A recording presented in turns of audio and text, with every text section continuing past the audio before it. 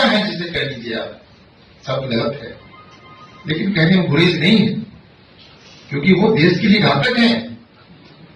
बिगाड़ने वाले लोग हैं, जनता को बैठाने वाले लोग हैं, देश आगे न बढ़े इस प्रकार के लोग हैं, उनसे सावधान रहने की।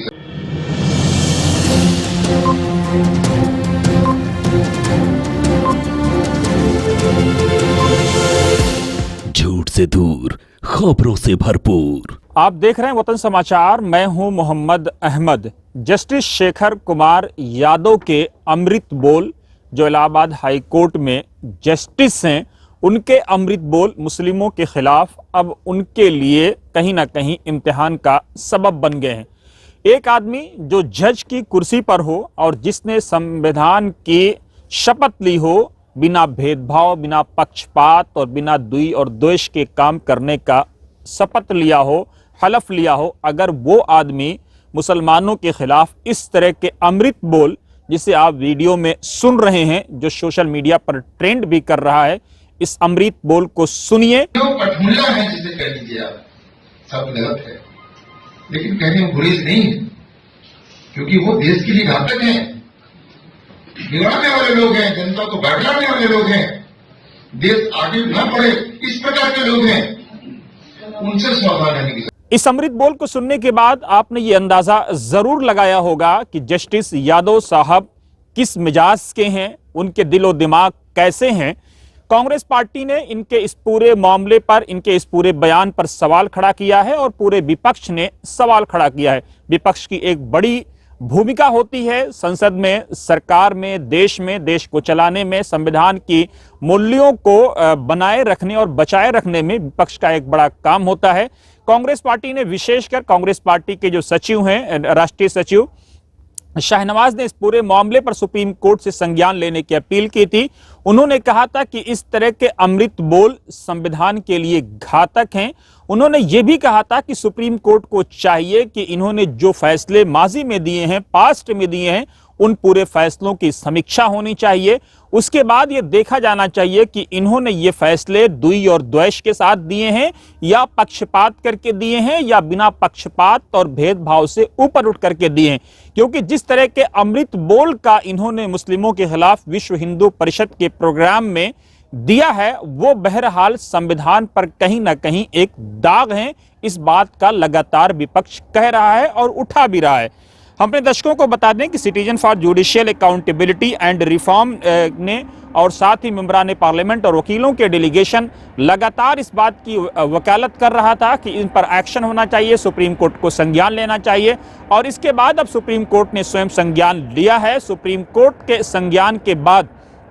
सुप्रीम कोर्ट ने इस पूरे मामले में इलाहाबाद हाई कोर्ट से विस्तृत रिपोर्ट मांगी है। देखना यह है कि इस मामले में आगे क्या कुछ होता है। लेकिन इससे पहले एक और जज साहब साउथ से आते हैं, उन्होंने भी इसी तरह का मुस्लिमों से संबंधित, जिसको आप स्क्रीन पर देख रहे होंगे, एक ऐसा बयान दिया था जो उनके अमृत बोल के तौर पर ही कहा जाएगा, क्योंकि जजों से कम ऐसी अपेक्षा नहीं की जाती है जो न्याय की देवी और न्याय की मूर्ति समझे जाते हों, जिस इमारत में बैठते हैं और स्वयं उनको जो है न्याय की मूर्ति समझा जाता है, न्याय का रक्षक समझा जाता है, संविधान का रक्षक समझा जाता है।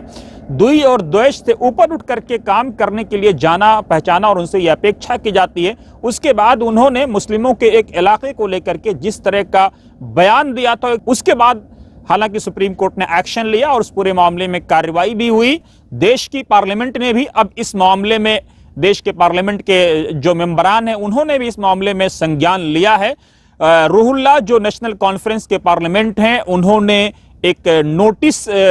जो है तैयार किया है, जो पार्लियामेंट में उसको पेश किया जाएगा निष्कासन के लिए, जस्टिस यादव के निष्कासन के लिए। उस पर विचार विमर्श करने के लिए 100 रुकन पार्लियामेंट यानी 100 एमपीज के दस्तखत होने अनिवार्य हैं। सूत्रों से मिली जानकारी के मुताबिक अब तक 5 से 7 या 8 संसदों ने दस्तखत कर दिए हैं। MIM यानी ऑल इंडिया मुस्लिम मजलिस इत्तेहादुल मुस्लिमीन जो पार्टी है, जिसके सरबराह असदुद्दीन ओवैसी हैं, उन्होंने भी एक्स पर जानकारी दी है कि उन्होंने उस नोटिस पर दस्तखत कर दिए हैं। अब इस पूरे मामले में अखिलेश यादव की पार्टी, जो उत्तर प्रदेश में एक बड़ी पार्टी है, बल्कि कहें कि दूसरी सबसे बड़ी पार्टी, जिसके पास सबसे ज्यादा सांसद हैं, 2 दर्जन से भी ज्यादा सांसद हैं, अब उनका इम्तिहान होना है कि इस पूरे मामले में उनकी पार्टी क्या रवैया अपनाती है, क्योंकि अभी तक उनकी पार्टी के बड़े नेताओं की तरफ से कोई आधिकारिक बयान नहीं आया है, जो लगातार मुस्लिमों से वोट की अपेक्षा तो करते हैं, लेकिन जब संविधान की मुस्लिमों से संबंधित किसी इशू पर रक्षा की बात आती है तो अखिलेश यादव पर लगातार ये आरोप लगता है कि वो खामोश रहते हैं। लेकिन क्या वो इस मामले में खामोश रहेंगे या कोई बयान देंगे? जो नोटिस लाया जाएगा सदन के अंदर, जो नोटिस दिया जाएगा, उस नोटिस पर क्या अखिलेश यादव की पार्टी के अराकीन पार्लियामेंट दस्तखत करेंगे, मेंबरान पार्लियामेंट? ये भी देखना बड़ा दिलचस्प होगा। लेकिन अब कहीं ना कहीं जस्टिस यादव के गिर्द घेरा तंग हो रहा है, वो अपने बयान को लेकर के फंसते नजर आ रहे हैं। हालांकि भारत दुनिया का एक ऐसा देश है जो हमेशा अपने यहां न्याय के लिए, जस्टिस के लिए जाना जाता है, जहां की सुप्रीम कोर्ट ने कई बार ऐसे बड़े फैसले किए हैं, कई बार सरकार के जरिए लाए गए कवानीन को सुप्रीम कोर्ट ने पलट दिया है या बदल दिया है। कई बार ऐसा हुआ है, अभी हाल फिलहाल में कई ऐसे कवानीन हैं जिसको लेकर के सुप्रीम कोर्ट ने सख्त टिप्पणी भी दी है। अब देखना यह है कि इस पूरे मामले में भारत की न्याय व्यवस्था, सुप्रीम कोर्ट और पार्लियामेंट दोनों पर देशवासियों की नजरें टिकी हुई हैं। संविधान में यकीन रखने वाले, संविधान से मोहब्बत करने वाले, डॉक्टर BR अम्बेडकर से प्रेम करने वाले, संविधान विशेषज्ञों से मोहब्बत और प्रेम करने वालों की निगाहें इस पूरे मामले पर टिकी है। देखना क्या है, क्या कुछ होता है। लेकिन ये अंत में यही कहूंगा कि जस्टिस यादव ने जिस तरह के रिमार्क परोक्ष रूप से या जो है प्रत्यक्ष रूप से और साथ ही जो उन्होंने दिए हैं, वो उसके बारे में कहा यही गया है। जो citizen for judicial accountability and reform जो ऑर्गेनाइजेशन, उसकी तरफ से कहा गया है कि ये अक्षम्य और अमानवीय हैं, यानी गैर इंसानी अमल करार दिया गया है। क्योंकि किसी भी धर्म, जात या समाज को अगर आप टारगेट करते हैं, यूसीसी को लेकर के जिस तरह से उन्होंने बात की है, अब सवाल यह पैदा होता है कि अगर जस्टिस यादव खुद सोच लेते, क्रिमिनल लॉ अगर कॉमन नहीं रह सका तो आप सिविल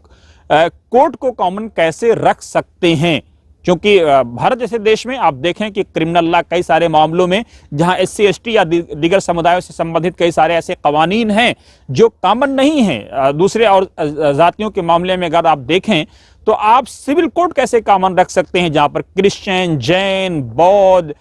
मुस्लिमों, उसके बाद नॉन मुस्लिम, फिर उसमें ब्राह्मण और फिर दूसरी जातियां, सबके अपने अपने पर्सनल लॉज हैं। फिर ब्राह्मण समाज में भी आप हमारे वीडियो में कमेंट में एक वीडियो है, उसको आप देखें कि किस तरह से ब्राह्मण समाज में भी विद इन द जो है डिफरेंट टाइप के जो ब्राह्मण है, कोई चित्पावन ब्राह्मण है, कोई और ब्राह्मण है, उसमें किस तरह के अलग अलग पर्सनल लॉज हैं।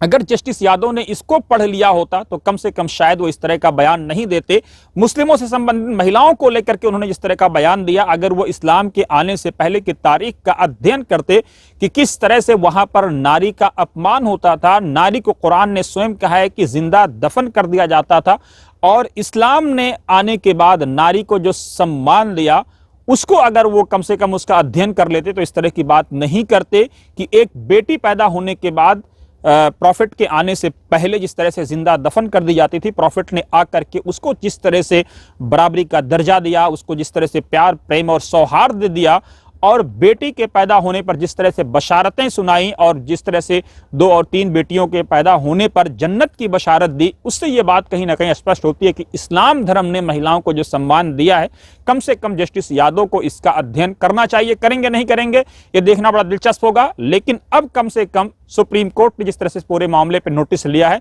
उम्मीद की यही जानी चाहिए कि जैसे ही भारतीय न्याय प्रणाली ने, न्यायपालिका ने इससे पहले अहम फैसले लिए हैं और द्वि और द्वेष से हट करके समाज में एकता, भाईचारा और सौहार्द का संदेश देने की और जस्टिस होते हुए नजर आने की जिस तरह से कोशिश की है, वो इस मामले में भी होगा। कमेंट बॉक्स में जरूर अपनी राय दें कि आपको हमारी ये वीडियो कैसी लगी।